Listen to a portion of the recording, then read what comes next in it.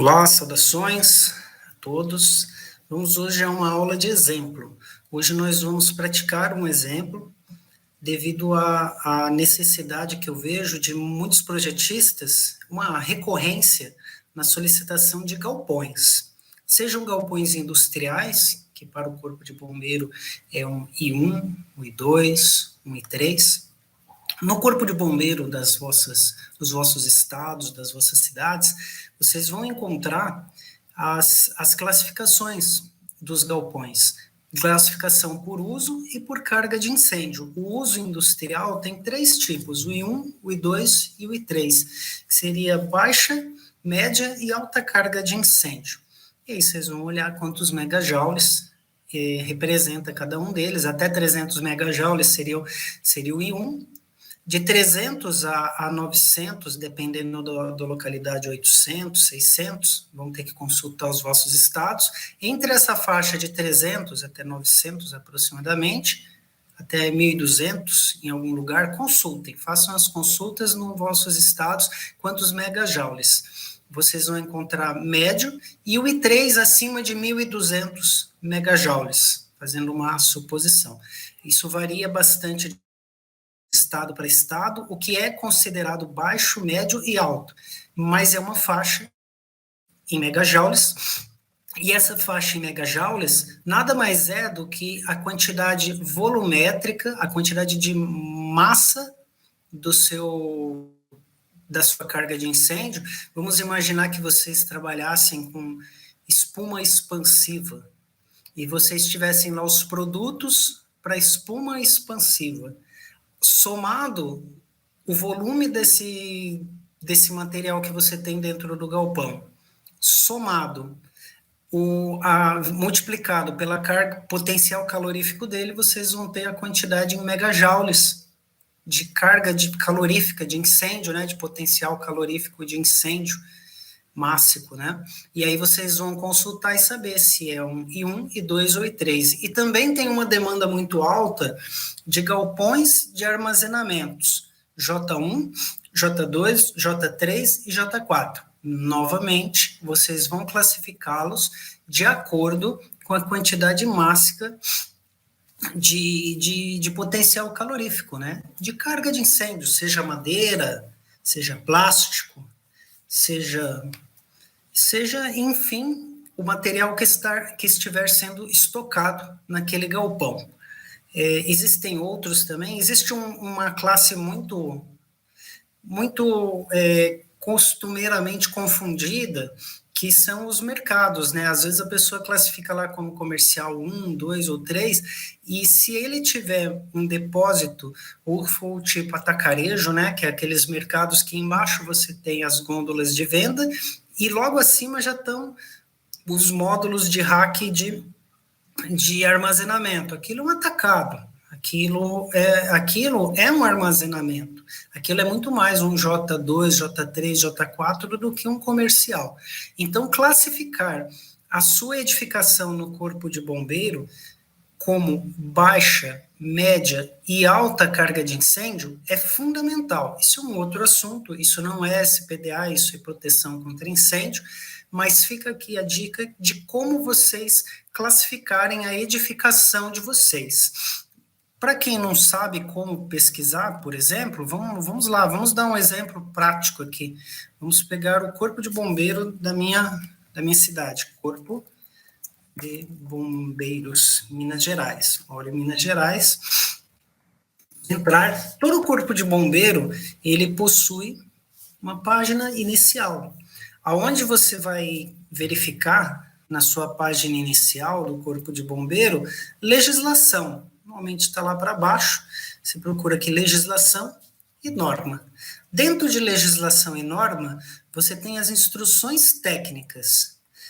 As instruções técnicas, você tem lá um conjunto. No meu estado, temos 44 instruções técnicas. E você fala assim, nossa, mas nós estamos falando de SPDA, que é Sistema de Proteção contra a Descarga Atmosférica, que é muito mais engenharia elétrica do que efetivamente proteção contra incêndio.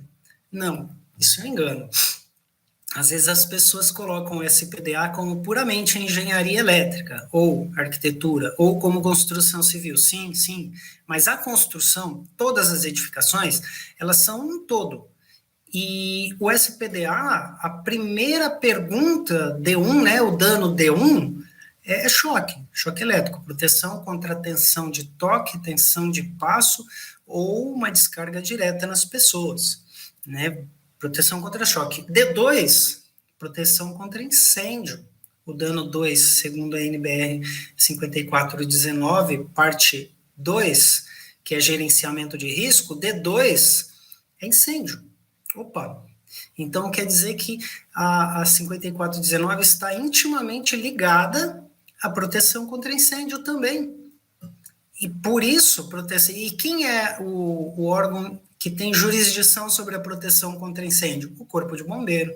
E como o Corpo de Bombeiro regula essa proteção? Por meio de instruções técnicas, procedimentos administrativos, terminologia de proteção contra incêndio, acesso de viatura, separação entre edificações, segurança estrutural, saída de emergência, pressurização, iluminação de emergência. Temos aqui um conjunto bastante grande de instruções técnicas que vão ajudar a gente a fazer, inclusive, a classificação da quantidade do risco de incêndio. Vamos procurar aqui carga de incêndio. Aqui, ó, instrução técnica 09, no Corpo de Bombeiro de Minas Gerais. Lembro de dizer vocês que não é igual para todos os estados. Nós temos que em cada estado do Brasil temos um corpo de bombeiro que é completamente independente do outro. O Corpo de Bombeiro de São Paulo não depende, juridicamente, não depende do Corpo de Bombeiro de São Paulo, de Minas Gerais, de Goiás, cada estado tem o seu. Por que isso? Bom, vamos lá. São Paulo, você tem um conjunto de indústrias, um conjunto de comércio, você tem uma sociedade civil organizada industrialmente, viariamente, urbanisticamente, que tem um aspecto muito industrial. E aí você sobe para Goiás. Goiás tem outro aspecto, não é igual a São Paulo. Goiás é uma região que tem lá uma grande quantidade de plantação, muitos silos. Então, é muito possível que o estado de Goiás e Mato Grosso, eles tenham que ter um conjunto de instruções técnicas muito mais voltada para silos. E São Paulo, muito mais voltada para a indústria. Então, você tem mesmo características muito típicas de cada estado. Por isso é muito legal você ter um órgão como o Corpo de Bombeiro para cada estado com a sua autonomia, com a sua autoridade para poder legislar sobre aquelas especificidades. Então, lembre-se, a instrução técnica número 9 para o Corpo de Bombeiro de Minas Gerais não é igual à instrução técnica número 9 para o Corpo de Bombeiros do Estado de São Paulo. Para nós, de Minas Gerais, instrução técnica número 9, carga de incêndio nas edificações e espaços destinados ao uso coletivo. Vamos olhar o que temos aqui dentro, aqui, ó. Muito bem. Baixo risco, até 300 megajoules. Médio risco, de 300 a 1.200 megajoules. Alto risco, acima de 1.200 megajoules. Vamos classificar. Aqui nós temos residencial, pré-residencial, todas no estado de Minas Gerais são consideradas como baixo risco. Serviços de hospedagem, você já tem médio risco nos serviços de hospedagem. Comercial, você tem algumas variações aqui. Vamos imaginar, vamos pegar alguma coisa de comercial aqui bem característica. Vamos procurar se tem supermercados aqui, ou mercados. Encontrei aqui, supermercados em geral, 400 megajoules, médio risco, um supermercado. Serviços profissionais, vamos pegar lá galpões de armazenamento. Vamos pegar um supermercado, vamos fazer um galpão do tipo industrial, aquele galpão que nós já conhecemos, mas que seja um supermercado. Como nós acabamos de ver aqui, supermercados, podemos não serviços profissionais, vamos pegar comercial aqui, comercial, supermercados, aqui está. 400 megajoules por metro quadrado, um supermercado. Só que vamos conversar um pouquinho. Os supermercados de hoje em dia, uma parte considerável deles, você vai vamos separar dois tipos de supermercado. Aquele supermercado que você tem apenas as gôndolas bonitinhas, e você tem um depósito que fica separado, que fica compartimentado. A área do supermercado, 400 megajoules, com prateleiras ali até 2,5 metros de altura, 2 metros as gôndolas, né? Mas quando você chega no supermercado, e após as gôndolas, você tem um rack com 10 metros de altura, e você tem ali mais um conjunto de caixas. Ou seja, o cidadão veio ali, tirou 10, 15, 20 shampoos, levou para a residência dele ou para o comércio dele, porque, né, vamos imaginar que ele tem um pequeno hotelzinho, uma pousada, então ele comprou uma quantidade de shampoos ali, uns 15 shampoos, levou. Daqui a pouco o repositor vem e fala, nossa, vou ter que subir lá em cima com a paleteira, tirar mais uma caixa de shampoo e colocar ela aqui embaixo para substituir. Armazenamento. Então, quer dizer que um pequeno supermercado, ele já cai na classe de armazenamento.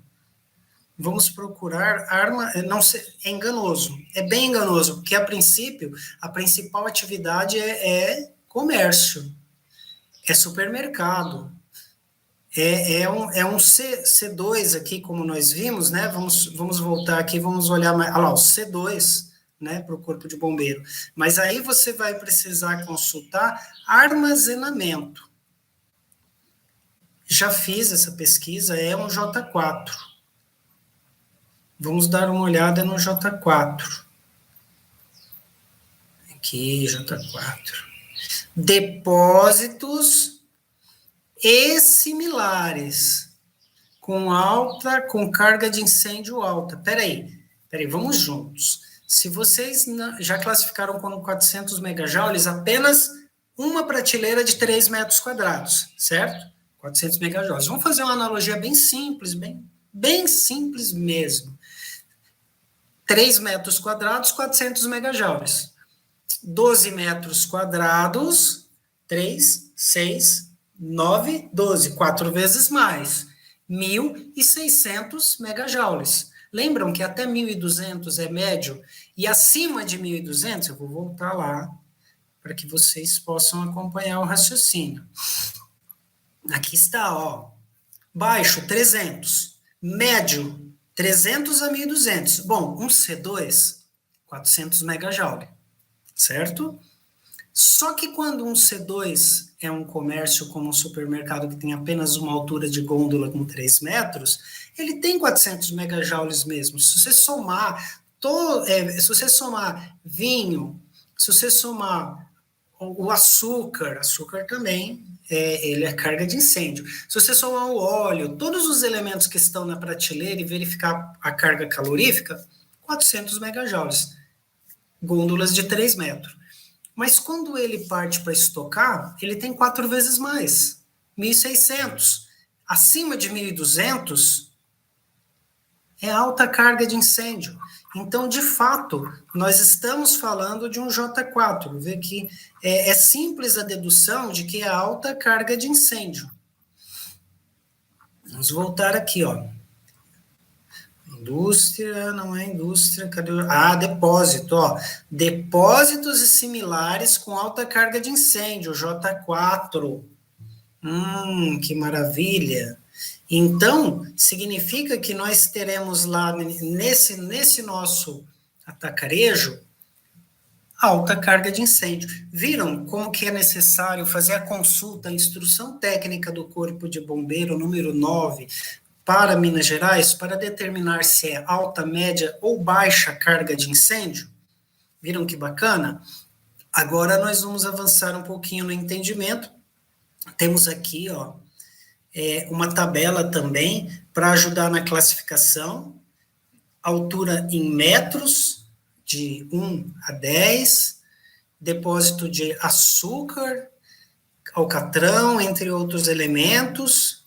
Eu fiz com vocês já da forma fácil, aquela que eu fiz já é suficiente. Caso vocês queiram, vocês mesmos, calcular a carga calorífica, aqui está, ó, somatório da massa total do componente, vezes o potencial calorífico total, dividido pela área aonde ele está estocado. Esta é a fórmula que vai te dar a quantidade de megajoules por metro quadrado. Aqueles 300, aqueles 1.200, que seria de 0 a 300, de 300 a 1.200 ou superior a 1.200. Como que você vai chegar em alta, média ou baixa carga de incêndio, se você quiser calcular? Por meio dessa fórmula. Qual o potencial calorífico de alguns elementos? Vamos pegar um elemento conhecido aqui, vamos pegar o chocolate, ó, vocês falam que o chocolate é carga de incêndio. Olha aqui, ó, nossa, quando pega fogo, o açúcar, o chocolate, eles realmente deflagram um incêndio com certa potencialidade. 25 megajoules por metro quadrado. Vamos ver se a grandeza é essa mesmo.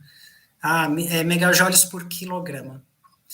A grandeza, 25 megajoules por quilograma, ou seja, cada quilograma de chocolate tem um potencial calorífico de 25 megajoules. Vamos pegar um outro elemento para fazer uma comparação. Vou pegar algum outro elemento que seja bem... O eteno, que é um desmoldante. Farinha de trigo, que farinha de trigo 17. Chocolate e a farinha de trigo estão mais ou menos na mesma quantidade. Eu não estou achando nenhum muito discrepante aqui, eles estão entre 0 e 50, não tem nenhum com 200, nenhum com 300. Se vocês pesquisarem nas FISPIC, que é ficha de inscrição do produto químico, de cada produto químico que vocês têm na planta, na fábrica, armazenado, vocês vão ter lá a quantidade de megajoules por quilograma também. Pode recorrer aqui ao Corpo de Bombeiro e pode bem também vocês estarem fazendo essa pesquisa nas FISPIC, ficha de inscrição de produto químico.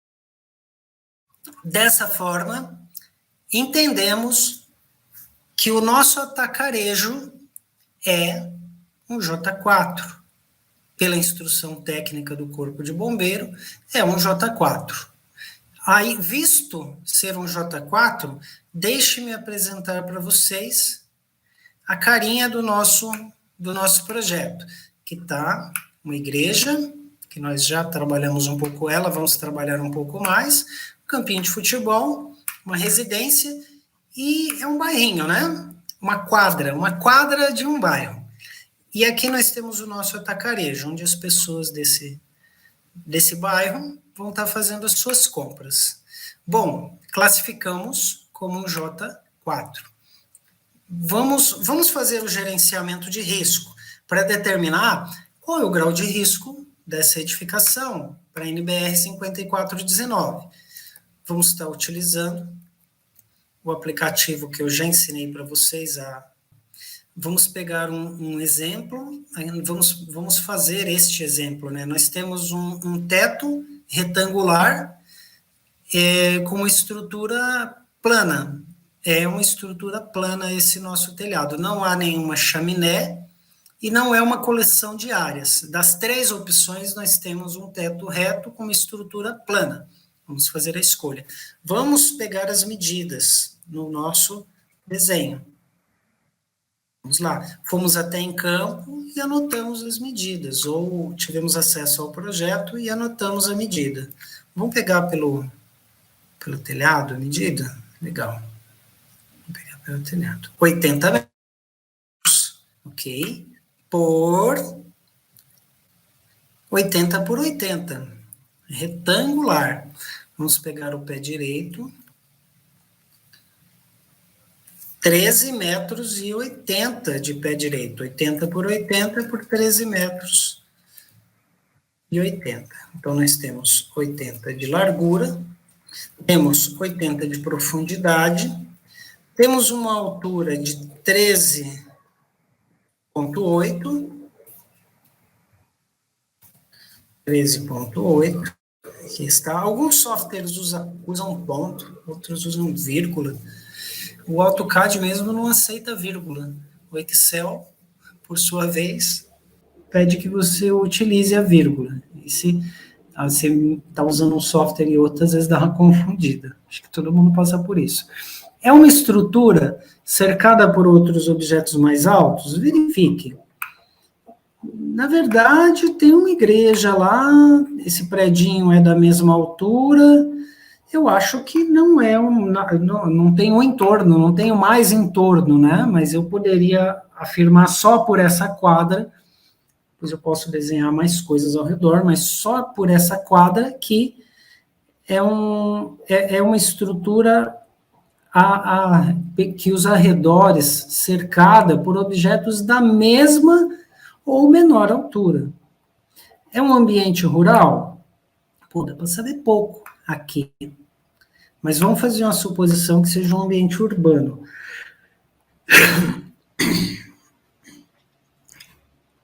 Já possui um sistema de proteção contra descarga atmosférica?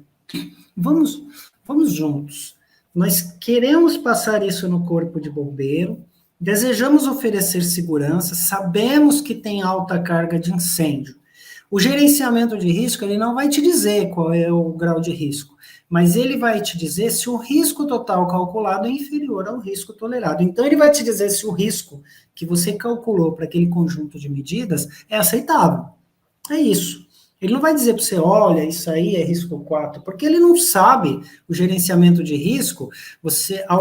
Antes de finalizar, se você tem medidas de proteção contra surto, se você tem medidas de combate a incêndio, se você tem controle populacional de população, né, como, por exemplo, uma boate que deveria ter restrição de quantidade de população, ele não sabe dessas coisas. Você vai colocar as suas medidas de proteção no gerenciamento e vai chegar num risco total calculado. Ó, chegamos nisso aqui.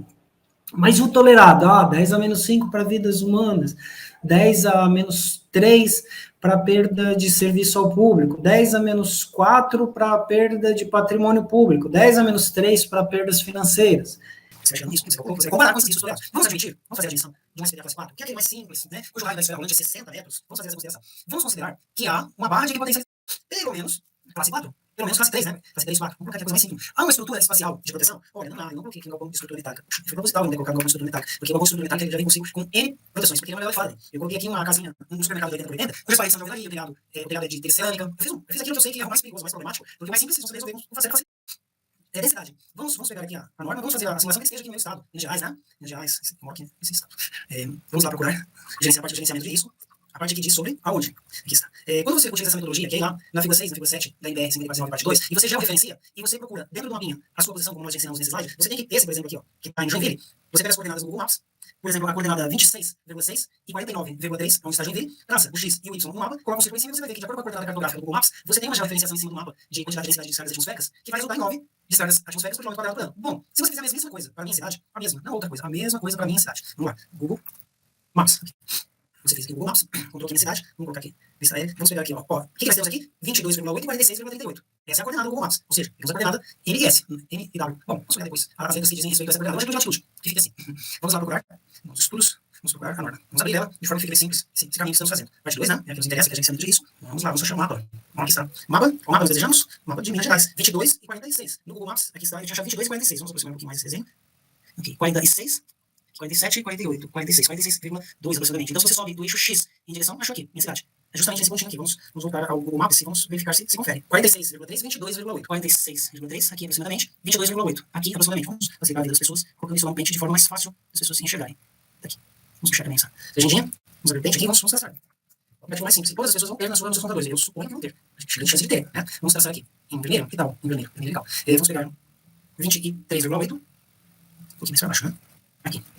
Sabe aqui?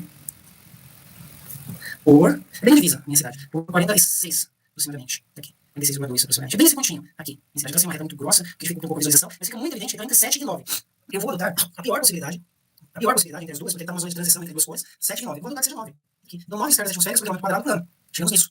Então, a primeira parte do gerenciamento de risco está completinho. Então, a volumetria, para poder calcular a área de exposição, né, a escala atmosférica, a estrutura, o cerebro cerebral, o tipo de proteção que eu admiti a princípio, poderia voltar aqui e remover ela, se os cálculos me permitirem, e a densidade de escala atmosférica por quilômetro quadrado por ano. Ok. Temos alguma linha conectada? Ah, temos, né? Sempre temos. Como não ter? Temos uma linha aérea? Linha aérea. A tensão máxima na entrada, vamos imaginar 4 kV na entrada, você vai precisar filtrar isso com DBS, mas vamos imaginar que você colocar apenas o DBS classe 1, classe 1, a gente tem que voltar lá. Mas eu não vou fazer uma suposição do 1,5, porque é 100 equipamentos especiais. Vocês vão menor, vocês vão ver que 1,5 é para proteger um liquidificador, um micro-ondas, uma geladeira, um frigobar, uma câmara fria. 0,8 eu diria que seria para o equipamento médico. Mas vamos imaginar que o potencial W do seu DBS seja 1,5. Tipo de linha, baixa tensão. Instalação, tipo de instalação aérea sem blindagem. Sem blindagem. Cable screen resistance. Não tem, né? Você vai blindar certas blindagens e vai dizer qual é a resistência da blindagem. Mas você vai não blindar, como vai dizer a resistência da blindagem do carro que não é blindado. Não dá. Possui estrutura adjacente? Não. Veja bem o que é que chama de estrutura adjacente. É isso aqui, ó. Quando você tem a conexão com o ponto da concessionária, você não tem uma casinha de transformador, como por exemplo uma subestação. Você possui apenas a conexão com a concessionária e o cabo. Não possui uma subestação convencional de concreto armado. Não possui. Então não possui estrutura adjacente. Então você também vai poder falar isso. Qual é o tamanho da linha? A distância? 30 metros. Ele já vai virar do outro lado da rua. Vamos imaginar o máximo. Ele já permite 40 metros. 40 metros. Vamos colocar aqui 40 metros. É o máximo da tomada de ramal. Ok? Vamos colocar a linha de telecom? Vamos lá. Normal que tem também. A aérea nunca vê, a linha de telecom já pode colocar um KV, que os telefones são bem mais sensíveis do que um liquidificador. Os aparelhos de modem, por exemplo. Enfim, os aparelhos de telecom. Eu não vou ver a linha. Aérea, não blindada. Tamanho da linha. Vamos falar também. Pegou. Vai na rua, DG, 40 metros. Não blindada, não possui estrutura adjacente. Ok. Vamos então para as características da zona. Tipo de piso. É um piso concreto. Nós temos um concreto ali. Atividade. Comércio. Temos aqui comércio? Comercial. No supermercado. Possui blindagem espacial? Não. Risco de perdas humanas. Nível de pânico. Quando você tem menos do que 100 pessoas no ambiente e quando você tem apenas o piso térreo. Baixo nível de pânico.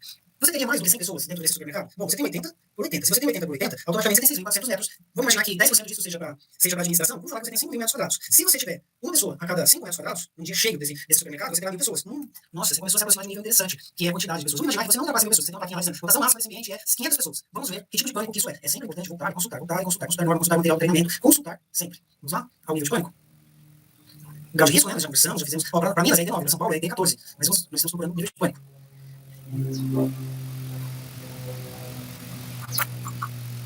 Aqui, ó. Nível de pânico médio. Por exemplo, estruturas designadas para eventos culturais esportivos com um número de participantes entre 100 mil. Nós estamos com um nível de participantes entre 100 mil. Significa dizer que nós temos um nível médio. Se nós tivéssemos um nível de menos de 100 pessoas nesse supermercado, nós não teríamos, casualmente, um dia de grande movimentação, umas 400, 500 pessoas. E que coloque o que faça a restrição de acesso de público. E se a gente pensa assim, nossa, esteja público, é proteger contra danos D2, né? Você diminuir a quantidade de pessoas naquele local. E sim, isso também é com relação à evacuação. Você tem uma quantidade máxima de pessoas que vão conseguir sair em tempo hábil durante uma operação de fumaça em incêndio. Hábil, para não se machucar, não ter danos devido à fumaça, devido ao incêndio. Então, esteja público é uma estratégia, sim, para igrejas, eventos, supermercados, locais de reunião público.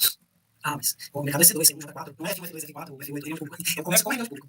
A ideia não é reunião pública, você deve principal, necessário reunião pública. Então, você fazer restrição de público é fundamental. Se você tiver uma superlotação, como você vai evacuar o incêndio, como sobre as pessoas pisoteadas, ou saídas de emergência estranguladas, é fundamental pensar na restrição de público. Tipos de previsão contra incêndio. Vamos falar que a gente tenha hidrantes, ok. Mas vamos falar que nós tivéssemos sprinkler. Vamos fazer uma suposição automática, operate extinguisher. Sprinklers, vamos colocar sprinkler nesse nosso mercado? Vamos. Risco de explosão? Nenhum. Não temos. Nenhum tanque de diesel, nenhum tanque de propano, nenhum tanque de gasolina, nada do tipo. Não temos depósito de pólvora, não vendemos pólvora, não é externalidade. Então, nenhum risco de explosão. SPD, Surge Protection Device. Vamos colocar os cabos dentro do carro e tomar cuidado com o roteamento de cabo. Não produzir laços maiores do que 10 metros ou 50 metros. Routine precaution in order to avoid large loops. Isso em inglês é péssimo, mas na noção do que eu estou falando. Estou falando para evitarmos, por meio de roteamento dos cabos, formação de loops grandes. Mesmo assim, são cabos não blindados, porque teria condição de colocar shielded cables. And cables running in metal conduits. Opa, é esse. Não é o primeiro, porque não é um cabo shieldado, não é um cabo blindado, mas é um cabo dentro de um condutor de metal. É esse. Nossa, para ser só isso aqui, você já tem tanto benefício, porque você não vai ter formação, você vai ter formação de indução eletromagnética de efeito devido à expansão do campo eletromagnético do raio em loops de cabos, espiras de cabos, anéis formados por cabos. Eles estão blindados dentro de um eletroduto, estão blindados dentro de um eletrocabo. Vamos colocar DBS coordenado? Não é o sim, vamos colocar já um DBS classinho na entrada. Proteção contra choque? Não temos nenhuma delas. Nenhuma. Não temos nenhuma proteção do tipo avisos. E vamos colocar avisos nas descidas, vai. Não se aproximar. Ok, vamos colocar avisos. Vamos facilitar a segurança. DBS, vamos colocar também os cabos de telecom dentro de eletrodutos de metal. Vamos colocar DBS classe 1. Continuamos aqui. Vamos colocar avisos nas descidas e vamos colocar avisos, não se aproximar. O sistema de telecom. Não, a gente não vai colocar restrição, isolação. Não, está restrito, está dentro do painel. Está dentro do eletroduto galvanizado. Ok, physical restriction. Não tem como a pessoa encostar nos cabos de energia elétrica e nem nos cabos de telefonia. É isso que eu estou dizendo aqui. Vamos lá, número de pessoas. Quanto nós falamos? Vamos falar de um número médio de pessoas, de 100. Quem conseguir um sobrecarga um dia excepcional, vamos falar dessas 100 pessoas durante 12 horas por dia. Animais na zona? Não, é um J4, é um supermercado. Não se trata de uma fazenda, não se trata de uma briga de animais, nada com isso. Vamos colocar apenas ficticiamente valores do conteúdo dentro do supermercado. Vamos falar que custa 4 milhões. O valor do supermercado, vamos falar que custa 2 milhões. Sistemas internos. Vamos falar que custa 1 milhão. 2 milhões, vamos falar que custa 5 milhões o valor do conteúdo. Make cálculos. Vamos ver se passamos? Tenho certeza que nós passamos. Aqui, ó. Então nós chegamos à conclusão que esse supermercado de J4 ele é um risco 4. Que tal? Risco 4. Nós já fizemos o gerenciamento. Perda de vida humana. Nossa, calculado.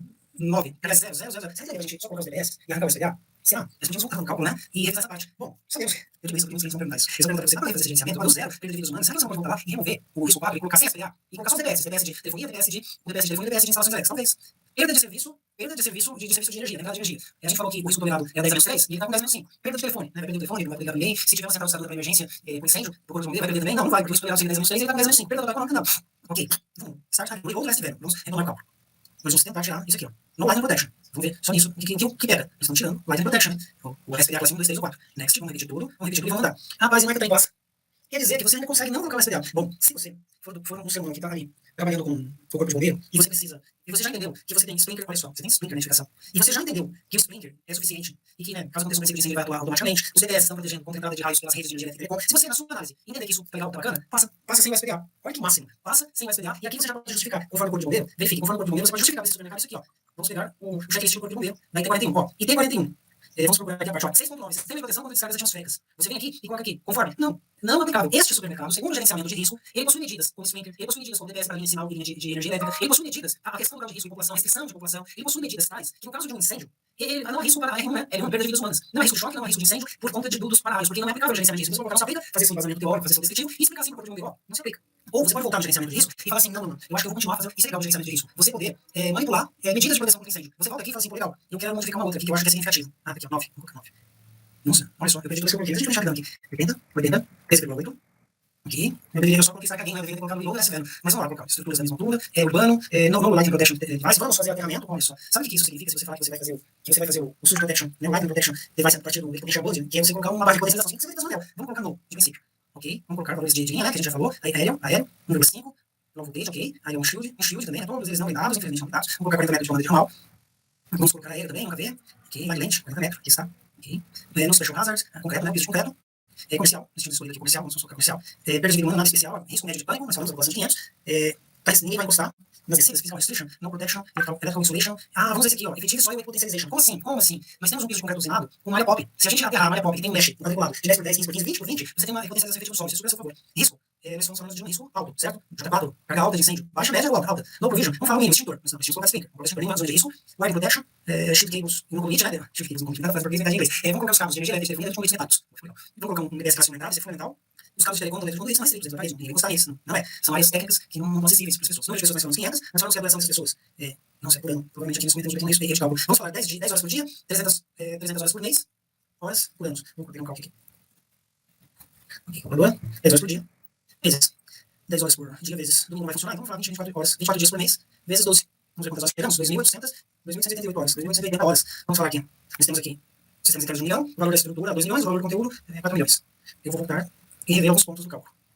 Repetitivo, vamos colocar isso 4, vamos colocar junto isso 4, né? O anel inferior, né? O anel de potencialização, as descidas, isso 14, isso 4. Vamos voltar a fazer o cálculo. Next. Vamos colocar isso aqui novamente. Extinguisher, não file, extinguisher. Vamos colocar alarme automática de detecção, sobre foco e luminoso, né? Visual e luminoso para alertar. Aqui cálculos, passou. Isso de perda de vidas humanas está alto. Claro, né? Tava faltando a gente colocar a quantidade de horas. A gente colocar muito poucas horas. Então vamos lá, reload. Ok, para a área, ok. Para a largura, ok, para a altura. Ok, para a estrutura ao redor. Ok, para urbano. Vamos passar isso para uma classe 3. Vamos colocar um nível classe 3 já tá também, ok. Next, ok. Linha aérea 1,5, low voltage, line, um shield. Vamos colocar line protection. 2 e 3, ok. Vamos colocar line, um shield, ok. 40 metros. Vamos colocar linha de proteção, vamos colocar proteção na linha, 2 e 3 também. Line, um shield, ok. Sem estrutura adjacente. Tipo piso, atividade comercial, ok. Nível médio de pânico, proteção contra choque. Ok, potencialização efetiva do solo. Ok, risco de incêndio alto, infelizmente alto. Nós estamos falando do J4. Line protection, ok. Ok. Vamos colocar classe 2, vocês vão olhar no cálculo. Vamos ver o que nós chegamos aqui. Conseguimos para a perda de vidas humanas, conseguimos com classe 3. Então significa que essa edificação, nós vamos trabalhar com classe 3. Significa que a gente tem que rever o cálculo, até que eu acho isso positivo. Porque a gente, para pensar, a gente está calculando, não é um supermercado, é um atacadão, que tem muito mais características de depósito de material inflamável. Porque no nível baixo da gôndola é gôndola. E ele tem mais 2, 3, 4, tem até um quarto nível de hacks. Depósito de materiais contra carga de incêndio. Tem 6.400 metros quadrados e falamos de 500 pessoas no momento máximo ali de uma superpromoção. Concordamos que o risco de incêndio e a dificuldade de evacuação é média. De média, o risco de incêndio é alto e a dificuldade de evacuação é média. Não faria muito sentido mesmo a gente não poder ter um SPA. Então eu julgo como interessante essa nossa ida e vinda do gerenciamento. Por quê? Porque você faz o gerenciamento e você começa a ter desconfiança no meio do gerenciamento. Eu acho que isso é um processo muito saudável de todo projetista. Você fazer idas e vindas. Se você está fazendo gerenciamento, você vai lá na instrução técnica número 9 do Corpo de Bombeiros de Minas Gerais, você vai lá na instrução técnica 1 do Corpo de Bombeiros de Minas Gerais, vai lá e consulta o manual local, vai lá e olha no Google Maps para ver se os arredores têm indicações mais altas. Vai lá, esse é um processo de gerenciamento. Processo no qual você está colocando os inputs no seu software, você está fazendo questionamentos. Você chega no questionamento e fala assim, nossa, deu nível 4. Você não conseguiu tirar o SPA? Aí você volta no gerenciamento e fala, nossa, eu coloquei a quantidade de horas insuficiente, porque eu coloquei lá 12 horas dia, mas a variável ela tem a horas ano. Então eu vou multiplicar pela quantidade de dias no mês e pela quantidade de meses no ano, que é a população tá ali. Então você viu? vocês verificaram que vocês têm que fazer idas e vindas, até que vocês consigam zerar todos os riscos. Nós zeramos agora o risco de perda de vidas humanas. Vamos voltar e ver se a gente consegue zerar o risco de perda do serviço de energia e o risco de perda do serviço de telecom. Veja bem, para o corpo do a grande questão é essa daqui, ó. Tolerável de perda, tolerância de perda de vida humana. 7,4 vezes 10 menos 6. Calculado. Tolerado.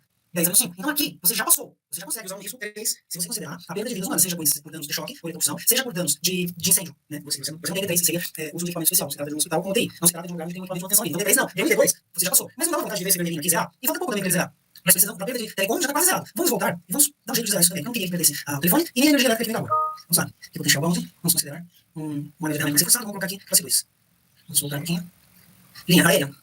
Vamos colocar baixa tensão. Bom, vamos fazer uma consideração que você tem um transformador de rua e que você tem um transformador ali fazendo já uma espécie de bloqueio. Vocês viram que tem uma linha aérea ali, provavelmente vai ter um DPS de alta tensão no transformador, mas também debaixo do transformador. Vamos fazer essa consideração. Lightning Protection, no external line, line isolation interface, não, isso não pode ser. Multi-grounded, liberdade. Tem neutros aterrados, vamos ver se isso nos ajuda. Um shield, ok. Vamos colocar aqui o resistente. Vamos baixar o DPS, não, proteção, vamos melhorar isso. Linha aérea, lightning protection, um shield, não external line. Hoje as pessoas estão pegando telefonia na rua. Isso não é parte do celular, né? Vamos fazer uma entrada subterrânea. Grid line. Vamos fazer uma entrada subterrânea de telefonia. Ok. Isso vai ajudar um pouco a gente. Um shield, ou então, vamos utilizar alguma espécie de proteção, shield bounded. Ou então a gente usa cabos shieldados para essa entrada de telefonia. Isso ajudaria a gente. Mas é um passo que ele está enterrado. A gente fez uma entrada subterrânea. Vamos fazer uma entrada subterrânea também. Vamos fazer uma entrada subterrânea. Então, admitimos que a entrada de energia elétrica e de telefonia é subterrânea. Nossa, isso já deve fazer uma diferença significativa. Concreto, comercial, potencialização do solo, um shield cable, um shield cable precaution, vamos colocar aqui, ó. Tomamos medidas, shield cable dentro de eletrodutos galvanizados, ok? No coordination SPD, não, vamos colocar switch protection classe 1, ok? Power system, telecom system, physical restriction, vamos colocar physical restriction, ninguém vai acessar as instalações elétricas, ninguém vai acessar as instalações de telefonia, tem isso, caso o surto se defrague por ali, de alguém está encostado naquele momento, um surto. Vamos colocar DPS classe 1 para telefonia e para dados, vamos colocar dentro de eletrodutos galvanizados, meio que cálculos, ou que beleza. Mas a gente acabou de assumir alguns compromissos aqui nesse gerenciamento de risco. Primeiro, classe 3 de SPA. O segundo, ele tem um grande aterramento para fazer essa proteção e nós vamos ter que conectar ele numa área pobre que está fazendo isso. Assumimos esse compromisso. Assumimos o compromisso também que vamos fazer alarme de emergência. Assumimos o compromisso também que vamos fazer as linhas de telefonia e as linhas de dados de forma subterrânea. Assumimos que vamos colocar DPS classe 1 para linha de dados e para linha de telefonia. Você viu quantos compromissos você assumiu no seu gerenciamento de risco? Você viu quantos compromissos você assumiu? Você assumiu vários compromissos para você chegar que o risco total calculado seja inferior ao tolerado para a perda de vidas humanas, por D1, D2 ou D3, para a perda do serviço de telefonia e de dados que entra na edificação e perda de patrimônio não é perda econômica, você não analisou também. Você assumiu diversos compromissos. Então, valor do reporte. Aqui está. Inclusive, nesse valor do reporte estão os seus compromissos. Vamos retomar alguns compromissos, então, que assumimos o gerenciamento de risco. Graças a Deus que ainda deu classe 3. Porque quando você pensa em classe 2 ou classe 1, você tem que fazer medição a sondagem elétrica vertical do solo. Isso não tem. A estrutura 80 por 80, altura 13,8, sem nenhuma chaminé, grau do LPS, classe 3, ou seja, o Lightning Protection System, classe 3. Classe 3, LPS classe 3. O SPD Switch Protection System, Lightning Protection System, level 2, LPL 2. Você vai ter que usar DPS classe 1 e classe 2. Você assumiu mais um compromisso, tanto para telefonia quanto para dados. Quanto para elétrica. Vamos lá, você assumiu também que o seu nêutron está errado, o nêutron errado. Você assumiu também que você tem um transformador que está passando, que está fornecendo ali na rua, e que tem DPS, né, que seria o dispositivo de proteção do raio, né, o vassour de óxido de zinco que está em cima do transformador. Você assumiu que vai fazer as entradas subterrâneas. Você assumiu que vai ter alarmes automáticos. Ou seja, você assumiu uma quantidade de elementos que vai no seu memorial descritivo. Aqui estão todos eles. E assumindo todos esses compromissos do seu gerenciamento, você teve que R1, 10 a menos 5, R2P, 10 a menos 3, 10 a menos 3. Você está perto, porque os valores calculados são inferiores aos valores tolerados. Uma vez feito o gerenciamento de risco, é hora de você partir para a prática. Aqui na prática agora, vai ser necessário você vir até a edificação e fazer as instalações. Que instalações você começa? Ora, você começa com os para-raios. Vamos admitir capitões de... Vamos ver o que o mercado fornece, o que o mercado permite a nós. Nós temos que ver o que o mercado tem disponível. Vamos ver. E vamos procurar na termotécnica. Termotécnica é fornecedor de para-raios. Vamos olhar o que temos de material na termotécnica. Catálogo, materiais, produtos. Vamos ver se tem aqui produtos. Direto já. Base chapa de alumínio, ADR7, ADR disco, aço copiada, captores Franklin.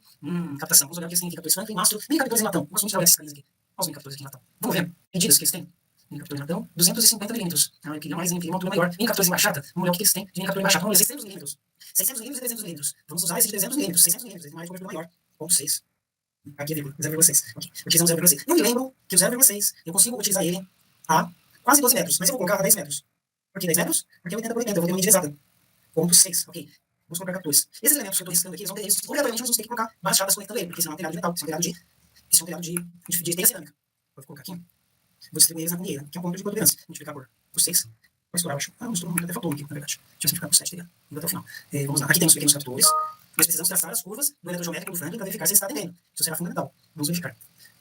Se fosse literalmente plano, seria tão simples, né? Mas vamos colocar um aqui, ó. Eu estou colocando, vou fazer o teste depois, estou colocando uma experiência. Mas vou fazer o teste para verificar se a minha experiência está permitindo segurança.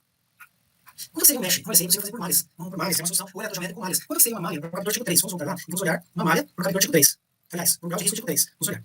Seria possível trabalhar com malhas aqui. E vai acabar acontecendo isso na malha, porque você não tem telhado metálico, você tem telhado de material cerâmico, telhas de barro. Então você terá que fazer. Por consequência, as malhas surgirão. Você vai ter que conectar por meio de baixada os captores. Então vamos olhar já, aproveitando esse insight, vamos olhar as malhas para ser 15 por 15. Que interessante, eu coloquei 10 por 10. Vamos dividir um pouco mais. Já coloquei 10 por 10, então significa que um dos lados da malha está coberto. As dimensões da malha não podem ser maiores que os valores detalhadores, não há tolerância. Fique claro que não há tolerância. Vamos lá, vamos voltar. Vamos fazer uma suposição aqui. Nós falamos de 15, né? Quanto que a gente tem de distância daqui até aqui? 20,4. Vamos colocar mais um aqui no meio. A 10. 10 por 10. Com 10. Ok. Vamos colocar agora mais um cadinho, que seria mais 2. Vezes 2. Ok, ótimo. Então, ó, temos aqui uma quantidade de captores em cima desse telhado. Terminais e terminais aéreos de inserção, conforme nós fomos lá na termotécnica, e verificamos na termotécnica que tem esse material disponível. Vamos olhar esse captor é o que nós estamos utilizando, em cima de baixadas. Só que agora a gente precisa interligar elas. Vamos interligar aqui. Aqui assim, interligamos já, vamos interligar de fora a fora. Aqui elas. Ok, estão interligadas. Ok, também estão interligadas. Ok, aqui está interligado. Ok, estão interligadas lá por meio da baixada. Vamos fazer essa interligação aqui também. Vamos fazer essa interligação. Ok. Vamos ver aqui. Vamos pegar esse aqui e vamos repetir. Vezes 8. Então, ó, o que temos aqui? Para a classe 3, eu precisaria de uma malha no teto de 15 por 15. Eu tenho uma malha de 10 por 10, uma rachada. Eu coloquei mini terminais de captação. Precisava? Não, não precisava. Mas eu, naturalmente, se eu fizesse a proteção pelo eletrogeométrico, por meio de captores, foi o primeiro pensamento que me surgiu, eu precisaria interconectar esses captores porque eu tenho mais metal. Na hora que eu precisasse interconectar esses captores, automaticamente me surgiria uma malha. Olha só pra você ver como você começa com o pensamento, é o único projeto, você começa a aplicar ele. Um fato inegável é, eu não tenho condições de somente colocar os captores em cima desse telhado, porque as treliças deles são de madeira, é um locomotivo, o telhado é de matéria de não é fibrocimento, né? É de cerâmica, de telha de barro, não são materiais condutores. Inclusive, a treliça sendo de madeira é material que pega fogo. Então eu sou obrigado a colocar, se eu começo pensando em captores, automaticamente, já na sequência, eu sou obrigado a pensar em conectar eles. Aí surgiu uma malha. Aí eu vou lá e faço a pergunta, poxa vida, mas se surgiu uma malha, eu preciso dos captores? Aí você chega na conclusão que não, você não precisa dos captores. Não é necessário os captores. Então você pode permanecer apenas com uma malha de barra chata de cobre. Pode ser 10 por 10, pode ser 15 por 15. Você poderia colocar essa malha menor do que isso? Poderia, se você quiser economizar material, sem nenhuma dúvida que você poderia. E a economia de material hoje é tão importante, não? Você não consegue trabalhar porque você vai concorrer com outras pessoas. E ao concorrer com outras pessoas é preço. E se você propõe uma solução mais barata, você consegue. E segura, né? Claro que não mais barata somente, mas com menos materiais, você consegue vencer a concorrência. Caso não, você não vencerá a concorrência. Aqui está. Saímos dos mini-captores e voltamos para a malha. Aí você, quando fazer ao vivo, é o mesmo processo do projeto. Você vai lapidando, vai indo e vai voltando, vai indo e vai voltando. Bom, comida é uma protuberância, você precisa de uma malha. Ponta da telha é uma protuberância, você precisa de mais uma linha. Se você tivesse 30 metros, seus 15 metros estariam garantidos. Como assim? Se eu tivesse 30 metros, 30 dividido por 2 é 15. Mas como eu tenho 20, não há tolerância para 20%, 10%, então significa que eu sou obrigado a colocar um meio. Vai ficar 2 com 10 mesmo. Não tem o que fazer. E de fora a fora, eu consigo economizar mais alguma coisa? 80 metros, eu coloquei 10 por 10. Eu conseguiria eliminar um pouquinho mais de material e fazer menos uma linha? Bom, faz a conta. Calma. 80 dividido por 15, eu tenho 5,3. Vamos ver, 80 dividido por 6. 80 dividido por 6. 13,3. Então quer dizer que 6 espaços são automaticamente 7 linhas de barra. 1, 2, 3, 4, 5, 6, 7. Dá para diminuir 2 linhas. Vamos fazer isso? Vale a pena. Estamos no processo de projeto. Precisamos pensar em economia para não falir o nosso cliente. Não falir o nosso cliente. Para poder disputar, né? Porque o cliente não vai falir quando tem uma barra mais, uma barra menos de alumínio. Senão não será desse jeito. Se tiver esse total aqui, vamos dividir. Slide. Em 6 espaços. 7 segmentos? Não, 6 segmentos, sei lá. Que máximo. Tá feita a divisão aqui. Ok. Ok, feita a divisão. Tal qual nós desejamos. Vamos retocar. O que perdemos aqui? Telha de barro. Que calma. Aqui está. Ok? Vezes 5. Okay. Agora nós temos uma malha mais condizente. Testamos primeiro o captor, depois percebemos que a malha era mais condizente. Então agora nós temos uma malha possível de ser trabalhada. Vamos jogá-la para o outro lado. Vamos preencher. Opa, faltou embaixo. Faltou essa parte aqui. Eu afastei ela um pouquinho do grau para tentar evitar que o nosso eletricista tenha que chegar até lá no final do grau e tem um risco de acidente de trabalho. Eu trouxe ela um pouquinho mais para dentro. Foi só isso. Não sei o quê. Excelente. Vamos girar essa leira. Virar na direção do verde. Vamos virar na direção do vermelho. Eu nunca sei qual é o correto. Agora, vou assim um pouquinho mais. Ok. Perfeito. Está feito o seu sistema de captação malha em grelha. Aqui está feito com barras chatas de alumínio. Lembro de vocês que nós vamos utilizar este material aqui, que está na termotécnica. Captores, mini-captores, pontas, não, voltamos, não é captação. Conectores, aterramento, MTS, sinalização, condutores e fixadores. Vamos olhar. Adeia base, terminais, grampos. Vamos ver onde está aqui. Aterramento, conectores, materiais de fixação, captação, acabamento, abraçadeira, aterramento, espelho estrutural, sinalização. Mas isso deve estar em algum lugar aqui. Vamos olhar nos catálogos deles. Produtos, download, catálogo, termotécnica. Tem que cadastrar. Fiz o cadastro. Vamos procurar aqui no Google que vai facilitar. Barra chata de alumínio.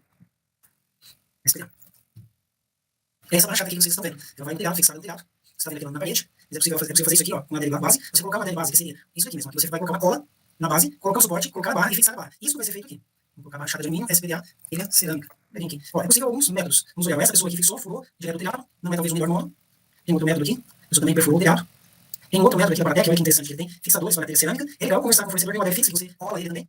Tem vários métodos de estar fazendo isso daqui, ó, que é colocando a barra chata em cima do telhado de cerâmica. Tem vários métodos. Nós vamos escolher materiais ao longo desse treinamento. Vamos escolher os materiais e, para esse momento, a gente está só determinando a grelha, o mesh da captação. Apenas isso, o mesh da captação. Daqui a pouco a gente escolhe os materiais de fixação. Vamos lá. Aqui está o mesh que nós escolhemos para fazer acima desse telhado. E aí, o que está faltando? Bom, esse telhado ele tem captação, descida e aterramento. Agora é hora da gente fazer as descidas. Pergunta que eles façam. Essa divisa com o terreno é do vizinho? É dele? Se esse terreno for do vizinho, você terá que fazer suas descidas internas. Se esse terreno for dele, você poderá fazer as suas descidas para lá de fora. Vamos admitir para agora que é dele. Vamos fazer as descidas por fora. Vamos verificar quantas descidas nós vamos precisar.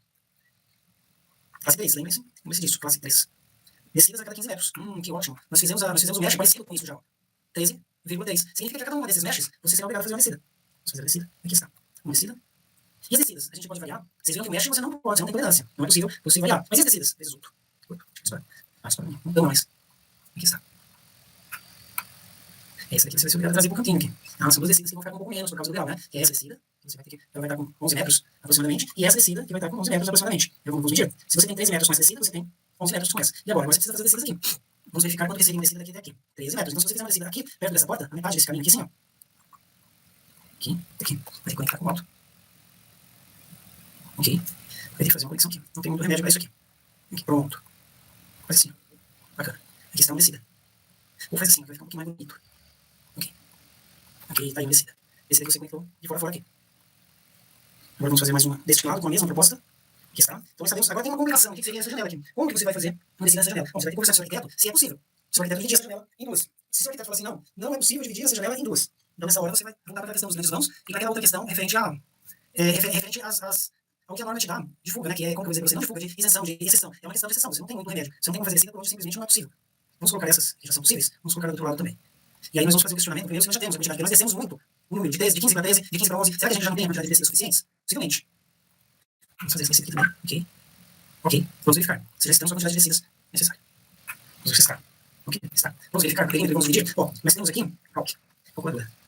Ok, nós temos 80, 80 com 80. Então nós temos 160, 320 de perímetro, certo? 320 de perímetro dividido, vamos saber quantas descidas nós precisaríamos, dividido por 15. 15 é a distância das descidas, que é igual ao mesh. Nós precisaríamos de 21. Nós precisaríamos de 22 descidas aproximadamente. Seria perfeito 22 descidas. Ainda admitindo 20%, nós poderíamos considerar 20, mas vamos falar de 22 descidas. Vamos contar quantas temos? 1, 2, 3, 4, 5, 6, 7, 8, 9, 10, 11. Que fantástico, nós temos a quantidade de descidas que precisamos. Porque nós tivemos uma variação para mais para menos nas descidas laterais, por questão de divisão. Significa dizer que nós não vamos precisar virar para esse arquiteto e brincar com ele para conta da descida de vão. Não vamos precisar fechar a arquitetura. Nós temos 22 descidas. A quantidade de descidas é muito grande. A distribuição da descarga atmosférica, por meio da divisão dos nós e das malhas, né, que é a soma das correntes que saem pelos nós e a mesma que chega. Ou seja, o raio vai cair um ponto, vai se dividir em 22 descidas. Divisão. Nossa, quantidade de divisões. Ou seja, se nós tínhamos lá um raio de. Vamos falar um raio normal, comum, desse básico. Básico. Nós temos aí na rua 40K, que é um raio comum de acontecer. Se nós tivermos 40K, é um raio comum. 40K, 1000, né? 40 mil. Ampere, dividido por 22. Olha que interessante, nós vamos ter 2K em cada uma dessas descidas. Equivale a um curto-circuito da baixa tensão. Ou seja, você atenuou isso para campos magnéticos assim, muito pequenos. Você não terá risco de eletrocução, você não terá risco de princípio de incêndio, você não terá risco de dano ao equipamento. Então, essa é a identificação para esse momento. O que temos? Os captores, aqui estão os captores. E temos também, faltou uma malha aqui, ó. A conexão da malha. Portanto, ninguém claro que não, é uma gravada como que alguém vai avisar. Mas vamos fazer aqui mais algumas conexões para deixar esse nosso sistema mais eficaz.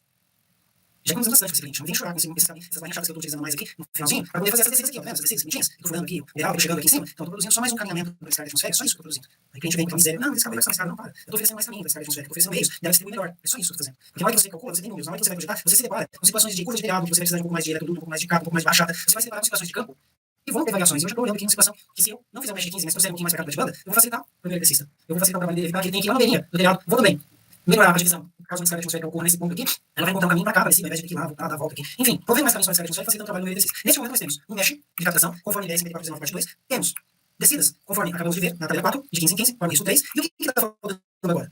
Olha as cores. Agora está faltando o aterramento do solo. Lembra? Afastar o metro? Vamos afastar o metro? Vamos abrir uma vareta? Vamos, sim. Ok, vamos abrir uma vareta de 5 centímetros. Aí vai guardar. Vamos bem. Bem bacana, quem tá com a chibacão. Bem bacana, quem tá com a chibacão. Meio metro de profundidade? Vamos trabalhar com meio metro de profundidade. Olha só.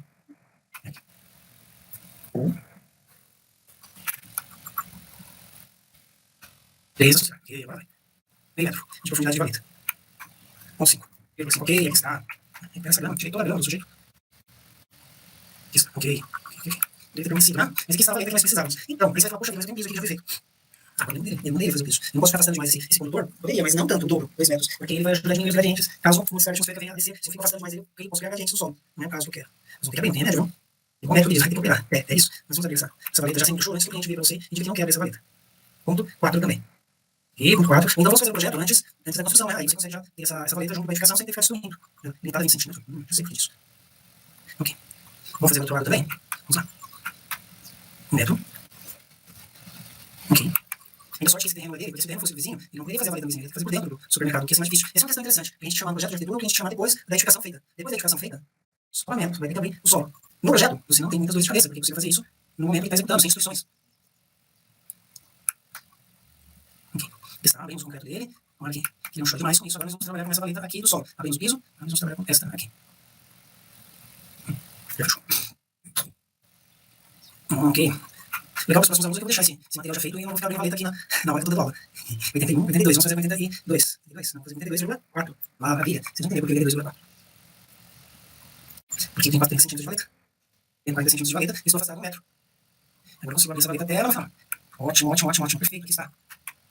Vamos lançar o anel, mas a norma 105419, ela prevê apenas a possibilidade de trabalhar em anel. A IEC 62305 possui um arranjo tipo A, ou seja, ela permite você trabalhar com anel sem ser um anel. Apenas estacas de centro. Para alguns casos, um residencial, por exemplo, com pequenas residências, por exemplo. Vamos ver se eu botei certinho aqui. Mas para indústrias, ela diz que não recomenda, mas que possibilita, porque haverão situações em que se torna necessário, se torna impossível você fazer anel. Aqui você conseguiu fazer um anel. Bom, você tem vizinho, você tem terreno, terreno vizinho, seu terreno. Vamos conectar isso aqui, vamos finalizar o anel. Ok. Vamos finalizar essa valeta. E essa valeta não trabalha para fazer de verdade. Você tem que usar máquina. São máquinas, um nome comum, são os tratores. Você tem umas máquinas que chamam bobcat, né? São máquinas pequenininhas, onde você vai fazer essa valeta. E aí você vai deitar o seu cabo de cobre dentro dessa valeta.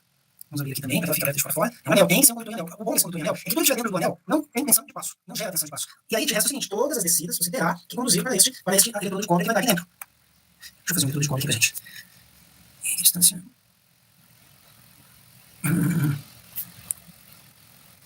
Vamos produzir um desenho do eletrodo de cobre. Por que vocês estão? Vou colocar 20 metros. Vou produzir um eletrodo de cobre com isso.